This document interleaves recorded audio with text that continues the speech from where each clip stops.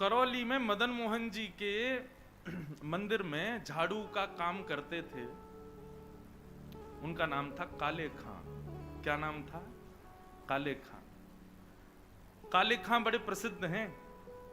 मैंने उनका चरित्र पढ़ा भी है, श्री काले खां जी का। तो काले खां जी के नाम से आज भी मदन मोहन जी की आरती होती है। तो ऐसा होता ही नहीं कि काले खां को प्रणाम नहीं कर दो। देखो कितनी बड़ी बात। हमारे हिंदुओं के इष्ट ठाकुर जी हैं और उनकी आरती होती है, तो आरती में एक विजातीय व्यक्ति का स्मरण किया जाता है, तब आरती संपन्न होती है श्री मदन मोहन लाल जी की। तो काले खां जो थे वो झाड़ू का काम करते थे मंदिर में। अपना घर चलाने के लिए उन्होंने ये कार्य स्वीकार किया। परंतु देखो यहां बहुत सारी बातें इसी कथा में सिद्ध हो जाएंगी। ठाकुर जी के प्रति प्रेम होने के लिए हमको हिंदू धर्म में होना, एक भक्त कुल में जन्म लेना, या हमारा एनवायरमेंट भक्ति युक्त होना जरूरी हो, ऐसा नहीं है। रैदास जी कहते हैं, सो ही सुहागन प्रिय जाहि रीझें। भक्ति वो ही कर सकता है जिससे ठाकुर जी रीझे हों। इसलिए अपने लिए ताली बजा लेना कि हम लोग कथा सुन रहे हैं, तो इसका मतलब ठाकुर जी हमसे रीझे हैं। आप अपनी इच्छा से सुन ही नहीं सकते। मैं अपनी इच्छा से सुना ही नहीं सकता। यदि मैं बिहारी जी जा रहा हूं, मैं कथा में आ रहा हूं, मैं वृंदावन जा रहा हूं, तो इसका मतलब यह बात निश्चित है कि ठाकुर जी मुझसे प्रीति करते हैं, इसीलिए संभव है। वो नाराज हो जाएं तो हमारी मजाल क्या जो हम अपने बिस्तर से उठ के और कहीं नहा धो करके बिहारी जी भी चले जाएं? नहीं जा सकते। वो अपनी महफिल में हमको दाखिल कर लेते हैं, अपनी आंखों के आगे हमको खड़ा कर लेते हैं, इसका मतलब वो भी हमको देखना चाहते हैं, इसीलिए। तो काले खां एक विजातीय व्यक्ति, हिंदू भी नहीं था, केवल अपने घर को चलाने के लिए झाड़ू का काम करता था मंदिर के पास। इसी बहाने उसको कभी कभी मदन मोहन जी दिख जाते थे। अब देखते देखते, झाड़ू लगाते लगाते, अब उसकी आदत में आ गया कि अब वो बिना श्याम सुंदर को देखे रह नहीं पाता। रोज मंदिर में जाता, झाड़ू लगाता और पीछे सीढ़ियों पे ही खड़ा हो जाता। अंदर तो जाने की उसको अनुमति नहीं थी। तो वहीं से भीड़ जब इधर उधर होती थी तो बीच में से थोड़ी सी झांकी श्री मदन मोहन जी की उसको दिख जाती थी। मानो उसको ऐसा लगता था उसका हृदय परम शीतल हो गया हो, परम आनंदित हो गया हो। धीरे धीरे भक्ति प्रस्फुटित होने लगी हृदय में। अब तो ये स्थिति हो गई कि मंगला में पहुंच जाता और शयन करा के ही घर आता था वापस। और इससे परिणाम ये हुआ कि पत्नी जो थी काले खां की, वो बड़ी बरसती थी। परिवार के लोग उसको काफिर बोलते थे। बोले बताओ, जन्मा हमारे कुल में, कभी खुदा को तो याद करता नहीं, वहां पत्थर पूजने चला जाता है, इस प्रकार की बातें बोलते। लेकिन उसको किसी से कोई फर्क नहीं पड़ता। वो तो और आनंदित हो गया जब उसकी पत्नी उसके बिल्कुल विपरीत होती चली गई, तो वो तो और खुश हो गया। बोले बढ़िया है, जो बीच में दोपहर में भोजन करने घर जाता था, अब उसका भी मन नहीं करता मेरा। क्यों? चिक चिक करेगी, लड़ेगी मुझसे, इससे बढ़िया मंदिर में ही पड़े रहो। अच्छा एक बात कहें, मैं अपनी कथा में कहा करता हूं, हमारे संबंधी यदि अनुकूल हों तो ये बिहारी जी की कृपा, लेकिन हमारे संबंधी यदि प्रतिकूल हों तो ये समझो बिहारी जी की डबल कृपा है। कथा में 3 प्रकार के लोग आते हैं। पहले इच्छुक, दूसरे आमंत्रित, जिनको निमंत्रण आमंत्रण भेजा गया है, और तीसरे जो घर परिवार और संसार से दुखी हैं। 3 प्रकार के लोग कथा में आते हैं। यहाँ हो सकता है एक आध लोग ऐसे बैठे हो, कोई घर जाएंगे तो क्या, कुछ नहीं, सब लड़ेंगे झगड़ेंगे, पीछे पड़े रहे, इससे बड़े कथा में ही बैठे रहो। तो मंदिर कथाओं में जाने वाले 3 प्रकार के लोग होते हैं, इच्छुक, भक्त, आमंत्रित और दुखी, दुखियारे बेचारे। तो काले खां को तो और अच्छा लगता, पत्नी बेचारी ऐसी विमुख हो गई कि अब तो वो पूरा दिन ही मंदिर में ही निकालता। लेकिन काले खां की व्यवहार धर्म में एक पीड़ा थी कि उनको कोई संतान नहीं थी। घर परिवार के लोग सब उसको बहुत डांटते थे। बोले अरे तू खुदा को भजा कर, वो तुझको संतान देंगे, वो तेरे को बेटा देंगे, तू किसको भजने चला जाता है, खुदा को पुकारता ही नहीं है, इसीलिए तो तेरे बालक नहीं हो रहा। अब तो रोज की इतनी चिकचिक हो गई कि काले खां एक दिन मंदिर गया, मदन मोहन जी का श्रृंगार दर्शन कर रहा था, दूर खड़े खड़े बोले हे मदन मोहन लाल जी, मुझे पुत्र की कामना नहीं है, मुझे संतान की कामना नहीं है, पर आपकी भक्ति करने में, आपसे प्रेम करने में बाधा बनती है मेरे परिवार के लोगों की बातें, और वो बातें तभी खत्म होंगी जब मेरे घर एक पुत्र हो जाए। हे नाथ, मुझे पुत्र की कामना नहीं, मेरी कामना तो ये कि सब चुप हो जाएं और मैं आपकी भक्ति करता रहूं, इसके लिए आप मुझे एक पुत्र दे दो। देखो कितने बढ़िया ढंग से ठाकुर जी से पुत्र मांगा, और कृपा ऐसी हुई कि कहां परिवार के लोगों ने जब ज्यादा बोलना प्रारंभ किया तभी खबर आई कि काले खां की पत्नी जो है वो गर्भवती। पहले तो आधे लोगों के मुंह बंद हो गए। काले खां भी सबको बोलते थे, बोले तुम लोग कहते हो खुदा को भजो तभी बालक होगा, दो मेरे मदन मोहन लाल जी ने भेज दी संतान, अब देखना होगी। फिर ये हुई कि अब बेटी हुई तो समझेंगे कि इसके ठाकुर जी ने दी, बेटा हुआ तो समझेंगे हमारे खुदा ने दिया। बोले ऐसा नहीं, ये तो हमारे ठाकुर जी कृपा करेंगे, उन्हीं की कृपा से ही हो रहा है। और काले खां के यहां पर एक पुत्र ने जन्म लिया। जन्म लेते ही महाराज काले खां बड़ा खुश, इसलिए नहीं कि पुत्र हुआ, इसलिए कि अब सबके मुंह बंद हो गए, अब मुझसे कोई कुछ नहीं कहेगा, अब मैं निरंतर मदन मोहन लाल जी का खूब दर्शन किया करूंगा। लेकिन हमारे ठाकुर जी सीधी सीधी जीवन जिए कोई, इससे ठाकुर जी को आनंद नहीं आता। हमें बिहारी जी बड़े चतुर हैं, खुद टेढ़े हैं तो इसलिए भक्तों का भी जीवन टेढ़ा मेढ़ा ही कर देते हैं। ये बात आप सबने अनुभव की होगी। जीवन में अगर 10-15 दिन बड़े खुशी खुशी निकल जाएं तो चिंता और बन जाती है, अब पता नहीं क्या होने वाला है, 10 दिन से कुछ हुआ नहीं है मेरे साथ, निश्चित कुछ तो होगा। अब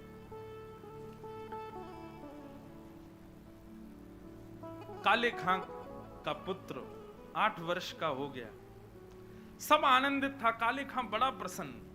अब तो जन्माष्टमी भी मनाता है, राधाष्टमी भी मनाता है, रामनवमी भी मनाता है, घर वालों को नहीं बताता, बस मंदिर में जाके सब उत्सव होते हैं उसमें आनंद करता है।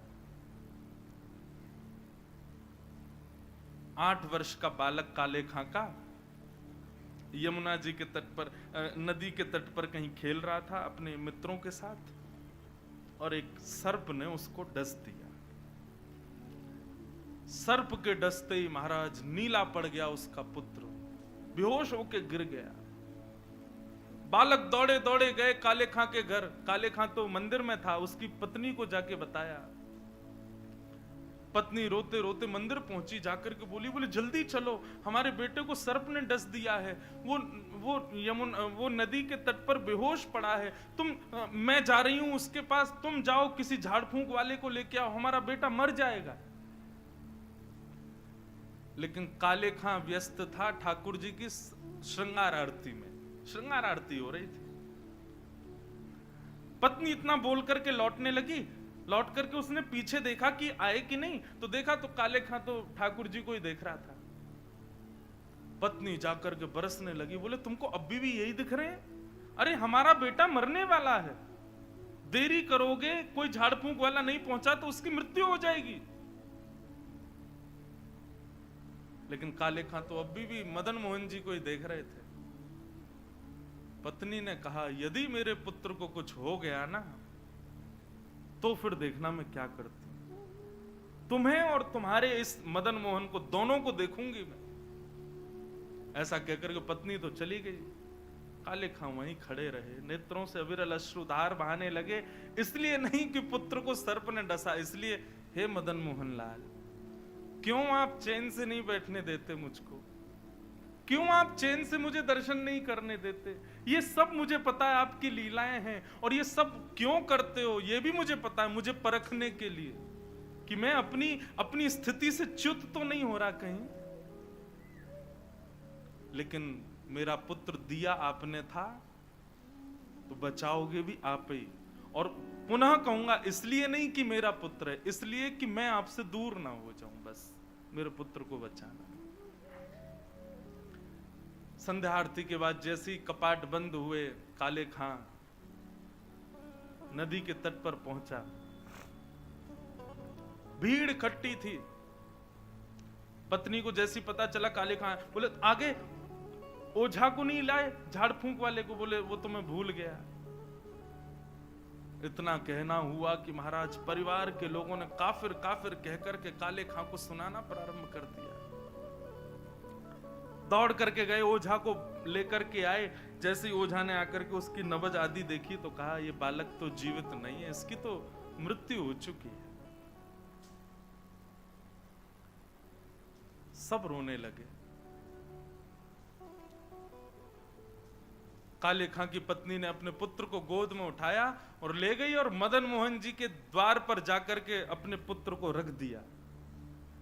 बोले बहुत कहते थे मदन मोहन लाल जी ने दिया, मदन मोहन लाल जी ने दिया, तो ये जीवित करके दिखाएं इसको अब। और यदि ये जीवित नहीं हुआ, खुद भी मर जाऊंगी, तुमको भी मार दूंगी और पूरे परिवार को नष्ट कर दूंगी इन्हीं की दहली पर। तब काले खां ने मदन मोहन लाल जी को निहारा और निहार करके कुछ शब्द काले खां ने लिखे। हैं तो थोड़े उर्दू के अल्फाज, लेकिन हैं बहुत सुंदर। इनमें से कई शब्दों के अर्थ तो मुझे भी नहीं पता, उर्दू में। पर एक बात कहें, भक्त की जब चरमोत्कृष्ट भक्ति हो जाती है ना, तो उसकी भक्ति शब्दों के रूप में निकलने लगती है। जब भक्ति चरम स्थिति में पहुंचती है, कहां मीराबाई ने नहीं गाया, सूरदास ने नहीं गाया, तुलसीदास ने, सबने गाया। एक बात नोट कर लीजिएगा, जिसने पाया उसने गाया, और जिसने नहीं पाया वो गा नहीं पाया कभी। यदि बिहारी जी मिलेंगे ना, तो आप गाने का प्रयास नहीं करोगे, गाना अपने आप होगा, अपने आप प्रकट होंगे शब्द आपके मुख से।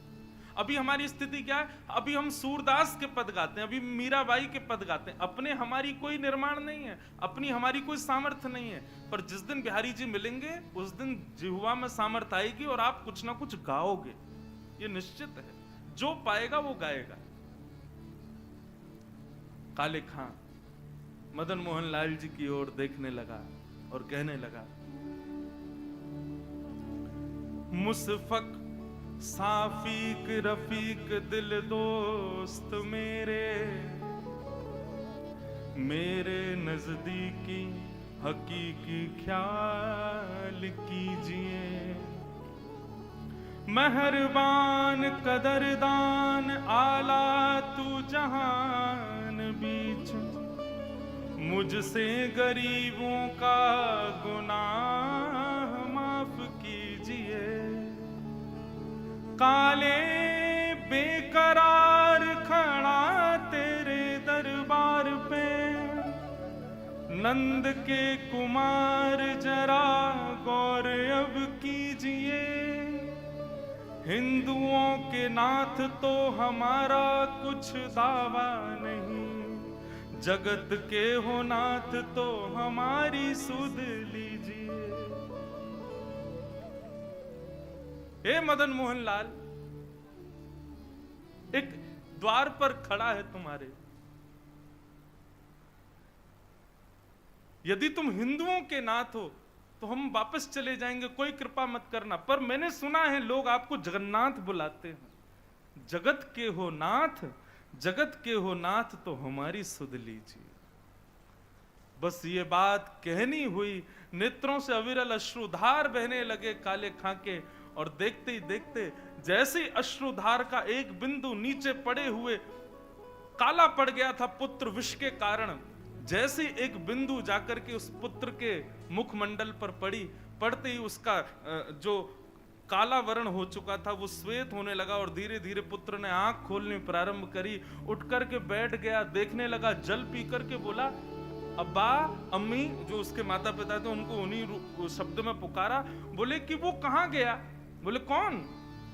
अरे अभी जो यहाँ खड़ा था, मेरे समान छोटा सा बालक था, मेरे जैसा ही सांवला उसका वर्ण था, मोर मुकुट पहनी थी, बहुत सुंदर उसकी मुस्कान, उसके ऐसे सुंदर नेत्र थे, वो मेरा सखा है, वो मेरे गले में गलवैयां डाल करके खड़ा था, कहाँ गया वो? और और ये भाव देखते ही वहां खड़े जितने लोग थे सबने मदन मोहन लाल जी को दंडवत प्रणाम किया। सब समझ गए, बोले किसने की है कृपा हमको पता है। तब से लेके आज तक श्री मदन मोहन लाल जी की आरती होती है तो आरती होते ही वहां का एक आरती पूर्ण होते ही एक पंक्ति गाई जाती है। कारे के बेटा को जब कारे ने खाया, कारे के बेटा को जब काले ने खाया, कारे की कविता सुन बेटा जिवायो है। काले खां के बेटा को जब काले नाग ने खाया तब काले खां की कविता सुन करके उसके बेटा को जिवाने वाले बोल मदन मोहन लाल की जय। ऐसे श्री मदन मोहन लाल जी, ऐसे हमारे श्री वृंदावन बिहारी लाल, भरतपुर बिहारी लाल। तो ये कथा क्यों सुनाई? हमारे यहां प्रायोरिटी पहले बाकी के सारे कामों को और फिर उसके बाद ठाकुर जी को नहीं। यदि भक्त हैं, यदि वैष्णव हैं, यदि आप सांसारी हो तो निश्चित है बिहारी जी को चौथे पांचवें नंबर पे ही रखो। लेकिन यदि अपने आप को भक्त कहते हो, दुनिया से कहते हो कि हम वैष्णव हैं, तो ठाकुर जी को प्रथम स्थान दो। उसके बाद में संसार की कोई स्थिति होनी चाहिए। यह भक्ति का स्वरूप। पहले बिहारी जी से संबंधी वस्तु, पहले बिहारी जी की कथा, पहले बिहारी जी के संबंध की कोई भी क्रिया, उसके बाद कोई और क्रिया। और एक बात और कह दें सावधानी के रूप में, टर्म्स एंड कंडीशंस पहले ही बता दे रहे हैं। आप जिस दिन इस चीज को अपने जीवन में लागू करोगे कि पहले बिहारी जी, उस दिन से परीक्षाएं 4 गुनी बढ़ जाएंगी आपकी। क्योंकि ठाकुर जी फिर चेक करेंगे, अच्छा प्रायोरिटी हमें पहले, ले बेटा अब बता। बस उससे घबराना नहीं। कैसी भी परिस्थिति जीवन में आए, कैसी भी स्थिति, कितने भी भयानक झोंके जीवन में आ जाएं, अपने भक्ति की नींव को आप मजबूत रखना। बस विश्वास बिहारी जी के प्रति प्रबल है तो काले खां का पुत्र मरकर के पुनः जीवित हो सकता है। मीराबाई विष का प्याला पीकर के भी मृत्यु को प्राप्त नहीं कर सकती। गोस्वामी तुलसीदास का पूरा परिवार बिखरने के बाद भी वे मानस की रचना कर सकते हैं। गोस्वामी तुलसीदास जी का कभी चरित्र पढ़िएगा, कितने शत्रु थे उनके, कितनों ने मारने का प्रयास किया, लेकिन गोस्वामी जी का कोई बाल बांका नहीं कर पाया। बस ठाकुर जी विश्वास के लिए परीक्षाएं जरूर लेंगे, चेक करेंगे, देखें तो सही हम प्रथम प्रायोरिटी हैं कि नहीं, हम प्रथम स्थान पर हैं कि नहीं। इसलिए हमारा हाथ जोड़ के निवेदन, जो अपने आप को भक्त कहते हैं, पहले ठाकुर जी को प्रथम स्थान दीजिए, उसके बाद किसी और को। और इसी भाव को हृदय में धारण करके कथा सुनिए, सत्संग सुनिए, मंदिर जाइए कि प्रथम तो ठाकुर जी हैं, उसके बाद में कोई और।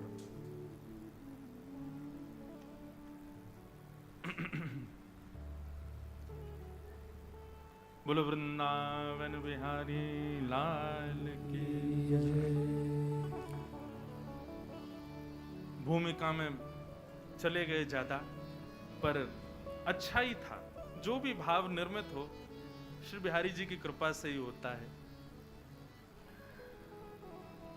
तो हम ये विषय क्यों लेकर के प्रारंभ किया था? ये विषय प्रारंभ किया था स्मृति शब्द से, कि वो 5 वर्ष पुरानी जो स्मृति है ना, उसी स्मृति का कल हम फोन कर दें कि भैया सुनो आज ना कथा आप ही लोग कर लो, हम थोड़े थक रहे हैं, हम नहीं आ रहे, तो ऐसा हो सकता है?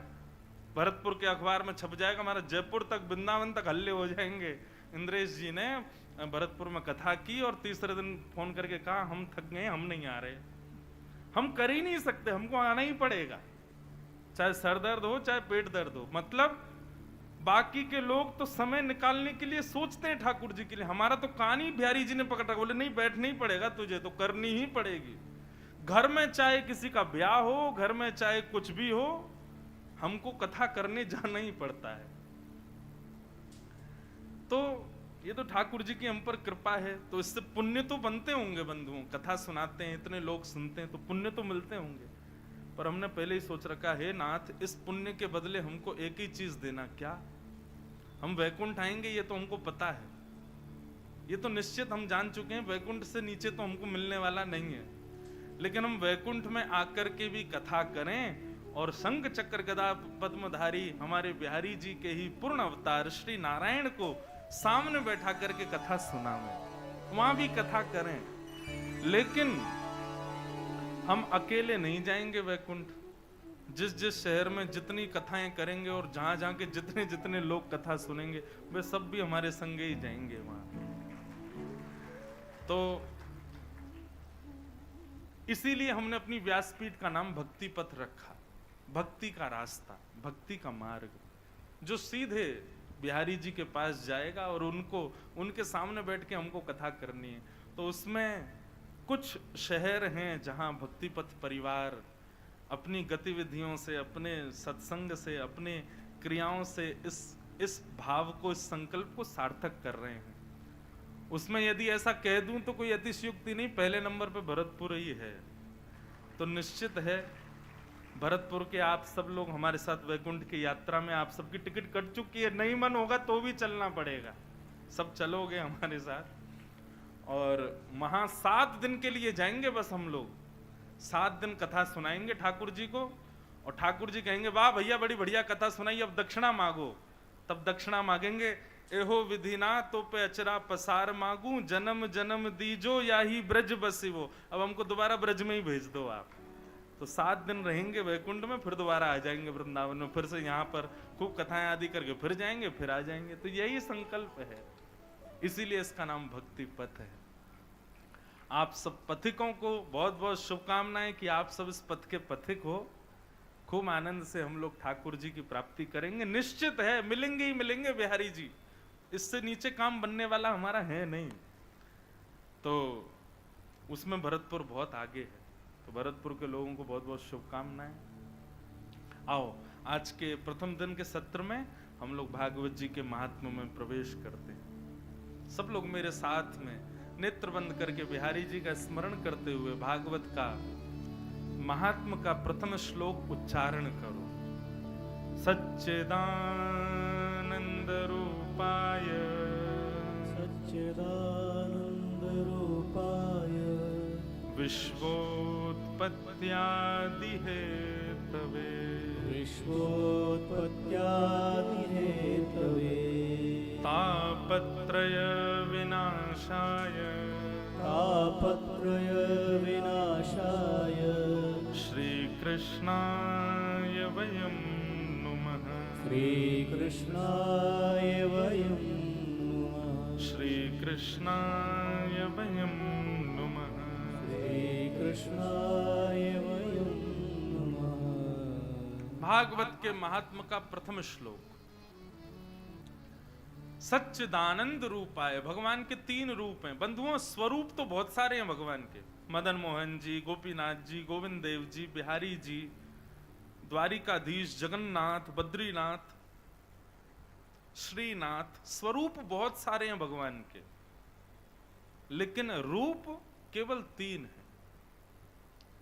जैसे हमारी फोटोग्राफ्स अलग अलग हो सकती हैं, लेकिन हमारी अलग अलग अदाओं में हैं तो हम ही ना, कभी हंसते हुए, कभी रोते हुए, कभी बैठे हुए, कभी चलते हुए। फोटोग्राफर ने बहुत सारी फोटोग्राफ्स ली हैं, लेकिन हैं तो सब फोटोग्राफ्स में हम ही ना। ऐसे ही बंधुओं ये जितने भी ठाकुर जी के स्वरूप हैं, ये सब भक्तों के द्वारा हृदय से प्रकट किए हुए ठाकुर जी हैं।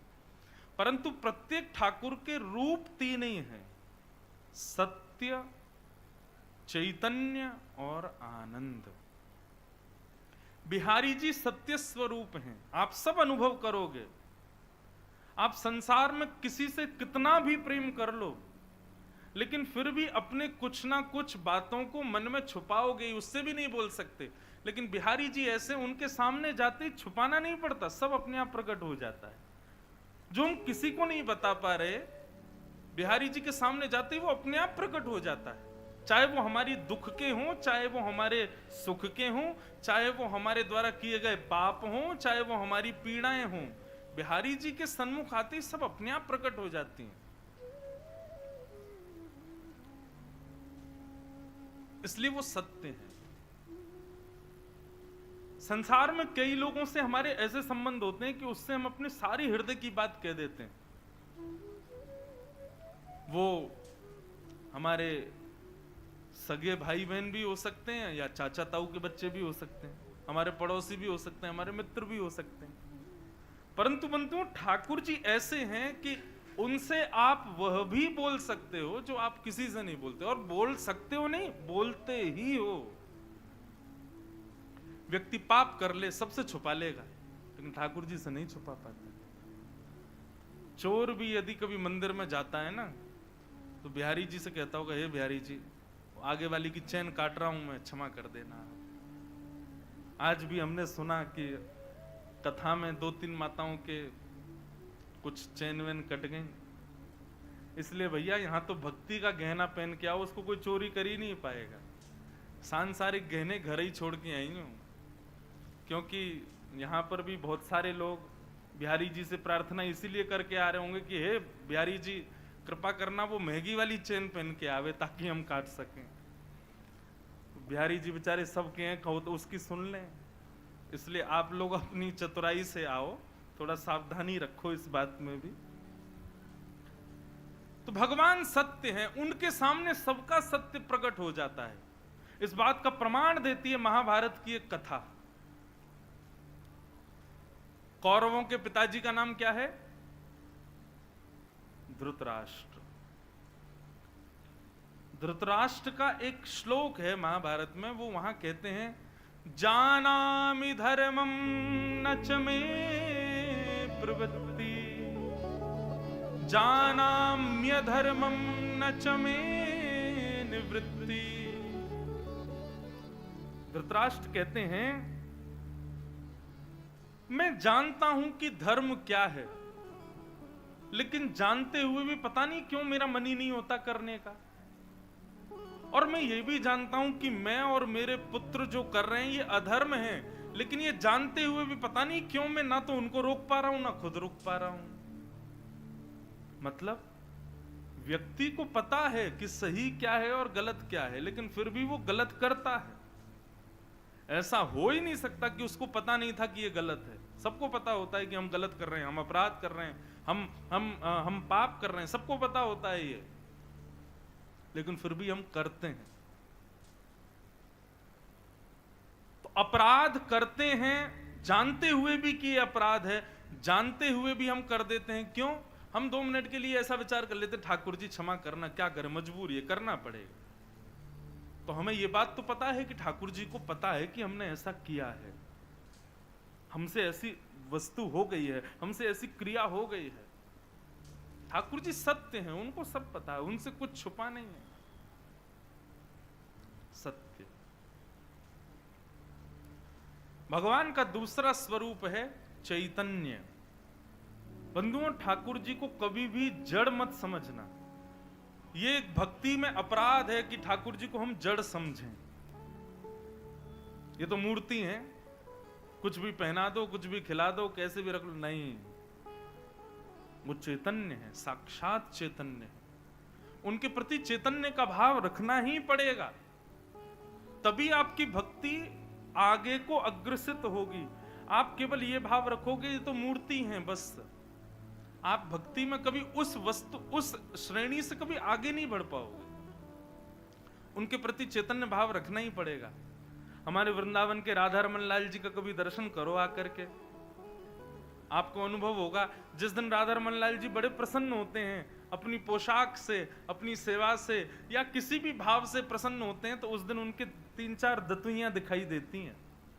कोई गौर से अगर देखे दूरबीन से या फिर फोटो खींच ले, और यदि अभी जैसे गर्मियों के समय में शाम को लगभग हर मंदिर के ठाकुर जी बाहर आ जाते हैं, बाहर आकर के सबको दर्शन देते हैं। आप कभी गौर से देखना, राधा रमन लाल जी जिस दिन बड़े प्रसन्न होते हैं ना, उस दिन उनके दांत दिखाई देते हैं, 3-4 दांत दिखते हैं। क्यों? क्योंकि वो जड़ नहीं है, वो चैतन्य है। उनको जड़ समझने की भूल भी मत कीजिएगा। हमारे श्री गोवर्धन नाथ, ऐसे ठाकुर जी तो पूरे विश्व में ही नहीं है। क्यों? सारे मंदिरों में अपरस का भाव है, किसी को भी प्रवेश नहीं कर सकता कोई, लेकिन एकमात्र हमारे गोवर्धन नाथ जी ऐसे, यहाँ कोई भी चले जाओ, सबको अधिकार है, सब अंदर चले जाओ, सब गिरिराज जी को गले लगा लो। अच्छा देखो एक बात और बताएं, ब्रजवासियों को अधिकार है कि जब श्री गोवर्धन जाएं तो किसी गोवर्धन शिला का भले ही अभिषेक ना करें, भले ही इत्र ना लगाएं, भले ही भोग ना लगाएं, लेकिन गले से जरूर लगा के आया करो, क्योंकि ये संबंध हमारा ठाकुर जी ने बनवाया था गिरिराज जी के साथ। और एक और बात बताएं, गिरिराज जी में जितनी भी शिलाएं, गिरिराज जी से जो अलग शिलाएं दिखाई देती हैं, जो गिरिराज जी पर लेटी हुई हैं, ये सब अनन्य ब्रजवासी ही शिला बनकर के गिरिराज जी को माने आलिंगन कर रहे हैं, अपने हृदय से लगा रहे हैं। हमारे गिरिराज जी को आलिंगन जरूर किया करो, श्री गोवर्धन नाथ जी को। तो भगवान चैतन्य है, वो जड़ नहीं है, जड़ कभी नहीं मानना उनको। आप जिस दिन ये भाव रखोगे कि ये जड़ हैं, आपसे उसी दिन से अपराध बनने प्रारंभ हो जाएंगे। सेवा में अपराध, भोग में अपराध, भक्ति में अपराध, उसी दिन से अपराध बनने लग जाएंगे। इसलिए आप उनको चैतन्य समझो। चैतन्य समझोगे, चैतन्य मानोगे। अच्छा, चैतन्य मानने का मतलब एक और सुन लीजिए, इसका मतलब ये भी नहीं कि आप ठाकुर जी को सब जगह संगी लेके चलो, डलिया में कहीं भी ले जा रहे हैं, कहीं का समय। इस समय ठाकुर जी गौचारण में ही होते हैं, अपने ग्वाल बालों के संग होते हैं। इसी भाव से हम कथा में आते हैं कि ठाकुर जी तो गैया चरावे गए, हम कथा करवे चले जाए, शाम को जब जाएंगे तब तक ठाकुर जी आ जाएंगे। ये भाव बंधुओं कब प्रकट होंगे? जब आप अपने ठाकुर जी को जड़ ना समझ के चैतन्य समझो। जैसे हमें सर्दी लगती है, हमें गर्मी लगती है, हमें भूख लगती है, हमें प्यास लगती है, ऐसे ही ठाकुर जी हैं, वो जड़ नहीं है। व्यक्ति के कमरों में एसी लगे हैं, ठाकुर जी के कमरे में पंखा लगा है, वो भी जोर जोर से आवाज कर रहा है, चर्र चर्र चर्र, धीरे धीरे चलता है। क्यों? ठाकुर जी के लिए भी एसी लगाओ। वो जड़ नहीं है, वो चैतन्य है। ठाकुर जी के लिए भी उतनी व्यवस्थाएं रखो जितनी व्यवस्थाएं आपके लिए हैं। और ये सब भाव बंधुओं कब प्रकट होंगे? जब भगवान को आप जड़ नहीं समझो, चैतन्य समझो। बुरा नहीं मानिएगा, कान पकड़ के क्षमा है सब लोगों से। अपने कमरों का कद देखिए और ठाकुर जी के मंदिर का कद देखो, छोटा ही होता है हर घर में। हमारे घर आना, हमारे लाल जी का कमरा देखना, सारी फैसिलिटी है हमारे ठाकुर जी की। ऐसा नहीं कि उनको जरूरत है, ऐसा इसलिए क्योंकि हमें पता है वो चैतन्य है, वो जड़ नहीं है, उनको चैतन्य भाव है। पता चली महाराज 7 दिन में ऐसे हो गए आप लोग, कईयों ने तो घरों में कंस्ट्रक्शन करवा दिए। कमरा खोलो महाराज, बड़े करो, भगवान के कक्ष बड़े बड़े बनाओ। हमारा निवेदन केवल इतना है, जितना संभव हो सके उतना भाव रखो, लेकिन रखो चैतन्य वाला, कि ये चैतन्य है। गर्मी, सर्दी, भूख, प्यास, सोना, उठना, ये सब भाव ये तभी प्रकट होंगे जब ठाकुर जी को चैतन्य मानोगे। तो भगवान का दूसरा स्वरूप क्या है? चैतन्य। पहला सत, दूसरा चित्त यानी चैतन्य, और तीसरा आनंद। जब आप सत उस परमात्मा को चैतन्य मानने लग जाओगे तो भक्ति में आनंद आने लग जाएगा। यही अर्थ है सच्चिदानंद रूपाय। आनंद।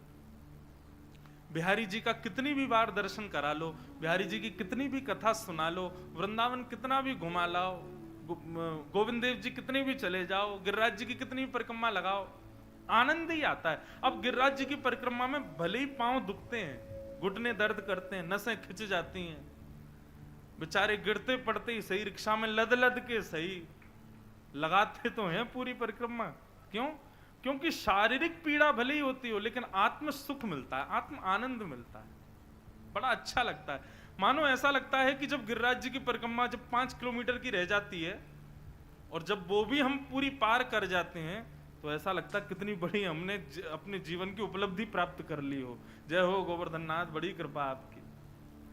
हमारी पहले जब भरतपुर में कथा हुई थी, उसके कुछ दिन बाद, शायद 1 वर्ष बाद, हमने दंडवती लगाई गिरिराज जी की। दुनिया के लोगों को साधारण समय लगता है गिरिराज जी की दंडवती लगाने, हमको लगे 18 दिन।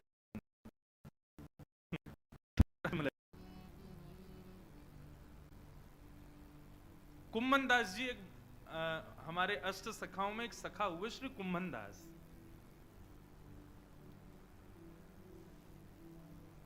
गोवर्धन नाथ जी के परम सेवक थे। सुंदर सुंदर पद गाया करते थे ठाकुर जी के आगे जाकर के। उनका गला बहुत अच्छा था। एक बार फतेहपुर सीकर के राजा ने उनको गायन के लिए बुलाया। पहले तो गए नहीं, बहुत बुलाने पर जब गए तो ऐसा पद गा करके आए कि राजा बेचारा पानी पानी हो गया। राजा ने कहा कि आप दक्षिणा मांगो, क्या चाहिए? तो कुम्भन दास जी बोले, जो मांगेंगे सो दोगे? बोले हाँ देंगे। बोले आज के बाद कभी अपना मुख मत दिखाना हमको, ऐसी दक्षिणा दो, ऐसी दक्षिणा दो कि गिरधर लाल जी के अलावा, श्री गोवर्धन नाथ जी के अलावा कहीं भी मैं गाऊं ना, ये दक्षिणा मुझको दो। देखो हम लोगों के अंदर और भक्तों के अंदर कितना अंतर होता है। हम जगह जगह अपने गुणों का बखान करते हैं ताकि सब हमसे रीझ जाएं, सब हमारी ओर आकर्षित हो जाएं। लेकिन भक्त का स्वभाव है वो अपने गुण को छुपा के रखता है, केवल अपने ठाकुर जी के आगे ही प्रकट करता है। तो कुम्भन दास जी की एक बार भक्ति की परीक्षा ऐसी हुई कि श्री गुसाई विठलनाथ जी उनको बोले चलो द्वारिका दर्शन करने के लिए चल रहे हैं। तो कुम्भन दास जी इतने व्याकुल हो गए, इतने व्याकुल हो गए। कुम्भन दास जी गुसाई जी से अब कह नहीं सकते कि भाई गुरु आज्ञा है, गुरु आज्ञा तो माननी पड़ेगी।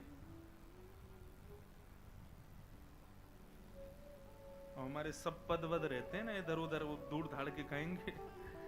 तो कुम्भन दास जी ने निवेदन करते हुए थोड़ी बहुत भाव तो प्रकट किए कि कैसे भी करके गुरु जी मान जाएं, हमको संग नहीं लेके जावें, लेकिन स्पष्ट नहीं बोल पाए कि गुरु जी हम नहीं जा पाएंगे।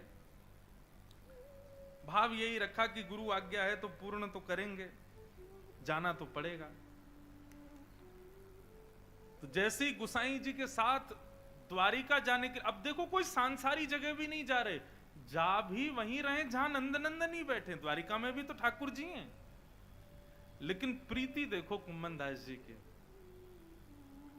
गोवर्धन से जैसे ही चलना प्रारंभ किया तो इतना समझ लो कि जतिपुरा से और आनेऔर तक, जतिपुरा से आनेऔर कितना दूर है? नेके ही है, 2 किलोमीटर भी नहीं होगा, 2-3 किलोमीटर ही है। आनेऔर तक पहुंचे और वहीं जाकर के कुम्भन दास जी के नेत्रों में आंसू भराए। आंसू भराए तो गुसाई जी बोले क्या हुआ कुम्भना, तुम रो क्यों रहे हो? तब कुम्भन दास जी ने एक पद गाया और पद गा करके क्या बोले, किते दिन वे जुगे बिन देखे। क्या कह रहे हैं कुम्भन दास जी? आज कितने सारे दिन निकल गए बिना गिरधर लाल को देखे, जबकि अभी 5 मिनट पहले ही निकले हैं जतिपुरा से, बस 2 किलोमीटर चले और इतने में तो इतने व्याकुल हो गए, रोने लगे और व्याकुल होते बोले, हे गुसाई जी किते दिन वे जुगे बिन देखे। किसको देखे? तरुण किशोर रसिक नंद नंदन, तरुण किशोर रसिक नंदन, कछुक उठत मुख रेखे, कछुक उठत किते दिन वे जुगे बिन देखे, किते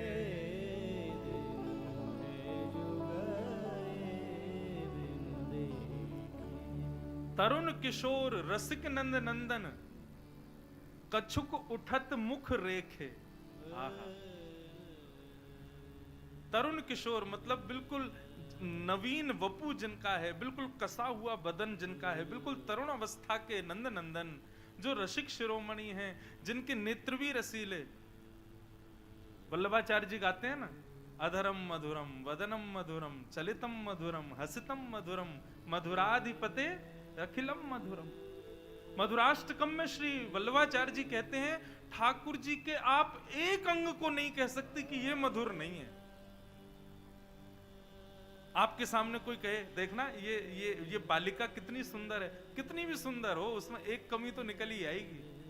ये बालक कितना सुंदर है, कितना भी सुंदर हो उसमें एक कमी तो होगी ही होगी। लेकिन हमारे बिहारी जी में कोई कमी नहीं है। जब नृसिंह भगवान प्रकट हुए तो प्रहलाद से बोले, प्रहलाद सबको डर लग रहा है मेरे रूप से, तुमको डर नहीं लग रहा? तो प्रहलाद ने पता क्या उत्तर दिया? बोले, ठाकुर जी क्षमा करना, आप जब आए ना तो मैंने सोचा कि मैं आपको नीचे से ऊपर तक पूरा देखूंगा, पर क्या करूं, जब से आप आए हो मैं आपके चरणों को ही देख रहा हूं, मैं उसी से ही भर नहीं पा रहा, तो ऊपर कैसे देखूं? जब से आप आए हो मैं आपके चरण ही देख रहा हूं। लोग कैसे आपके मुखमंडल को देख पा रहे हैं, मैं तो चरणों से ही भर नहीं पाया अभी तक। चरणों से जब ऊब जाऊंगा तब घुटना देखूंगा, फिर कटिभाग देखूंगा, फिर वक्ष देखूंगा, अंत में मुख देखूंगा ना। पर क्या करूं, जब से आप आए हो मेरी दृष्टि तो चरणों में ही है। सोचो ठाकुर जी कितने सुंदर है। हम बिहारी जी जाते हैं 2 मिनट में बाहर। महाराज स्थिति तो ये कि बिहारी जी गए, शरीर बाहर आ गया, लेकिन नेत्र चित्त वृत्ति तन मन पूरा सब भीतर ही रह गया बिहारी जी के पास ही। फिर कहां जा रहे हैं, क्या कर रहे हैं, कैसे बैठने, कुछ समझ ही नहीं आ रहा है। ये स्थिति।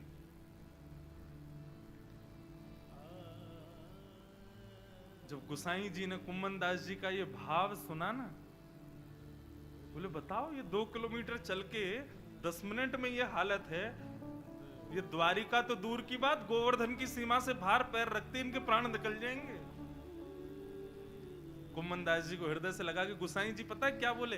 बोले, कुम्मन दास तुम्हारी सामर्थ्य नहीं है कि तुम उनको याद करो, तुम्हारी सामर्थ्य नहीं है कि तुम उनके लिए व्याकुल हो, वास्तव में तो ठाकुर जी तुम्हारे लिए व्याकुल हैं। तुम दौड़ के जाओ वापस, उन्हीं के पास ही रहो। तुम व्याकुल नहीं हो, वो व्याकुल हैं तुम्हारे लिए। इसका मतलब बिहारी जी को देखे बिना यदि कभी हृदय में कुतूहल हो, बिना कथा सुने विचलित मन हो जाए, तो यही समझना आप नहीं हो, वो विचलित हैं आपके लिए। हमारे मन में कभी विचलन होता ही नहीं बिहारी जी से मिलने के लिए, कभी विचलन होता ही नहीं वृंदावन जाने के लिए, तो निश्चित है कि आप उनकी गणना में ही नहीं हो। लेकिन चित्त वृत्ति व्याकुल हो जाए, व्याकुलता ये भक्ति का प्रमाण है बंधुओं। जैसे सबके प्रमाण पत्र होते हैं ना, ये बहुत बढ़िया गायक, प्रमाण क्या, ये पत्र देखो प्रमाण पत्र, इन्होंने LLB की है, लॉयर हैं, क्या प्रमाण पत्र देखो, मास्टर्स की है, प्रमाण पत्र देखो।